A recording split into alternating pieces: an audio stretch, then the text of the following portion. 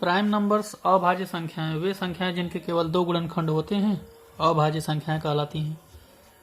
वे संख्याएं जिनके केवल दो गुणनखंड होते हैं अभाज्य संख्याएं कहलाती हैं। जैसे पहली अभाज्य संख्या 2 होगी, दूसरी 3 होगी, तीसरी 5 होगी। तो जैसे 2 है, 2 के केवल दो गुणनखंड होंगे, एक 2 और एक 1। 3 के केवल दो गुणनखंड होंगे, एक 3 और एक 1। 5 के केवल दो गुणनखंड होंगे, एक 5 और एक 1। तो ये हैं अभाज्य संख्याएं जो खुद से कटती हैं और उसका एक और गुणनखंड होता है 1।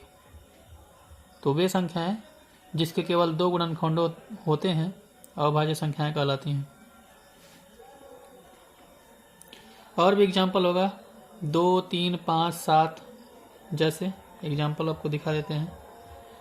जैसे 2, 3, 5, 7, 2, 3, 5, 7, 9।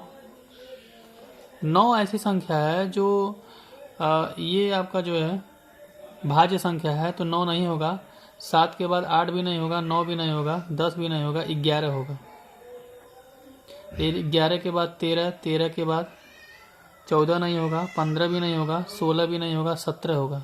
यानी ऐसी संख्याएं होनी चाहिए जिसके केवल दो ही गुणनखंड हो। अगर 2 से अधिक हुए तो वे संख्याएं भाज्य संख्याओं में गिनती हो जाएंगी। वे संख्याएं जिनके केवल दो गुणनखंड होते हैं अभाज्य संख्याएं कहलाती हैं।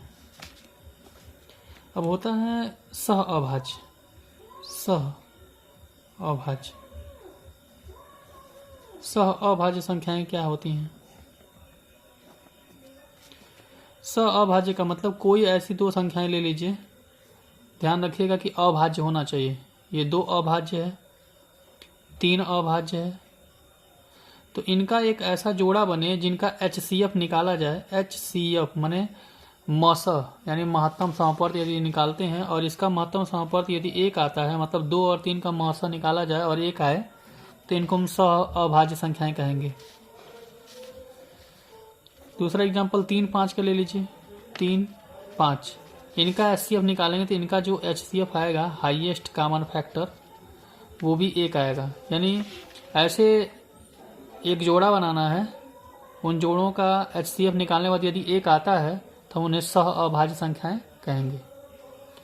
यानी सह अभाज्य में दोनों ऐसी संख्याएं होनी चाहिए कि दोनों अभाज्य हों, और सह तब होगा जब उनका HCF 1 आएगा।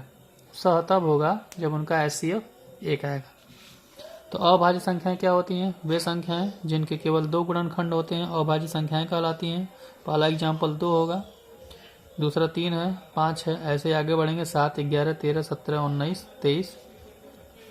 सह अभाज्य संख्याएं वे संख्याएं ऐसा जोड़ा लेना होता है कि उन दोनों का HCF 1 आता है, तो उन्हें सह अभाज्य संख्याएं कहेंगे। ठीक है, अब आते हैं भाज्य संख्याओं पे।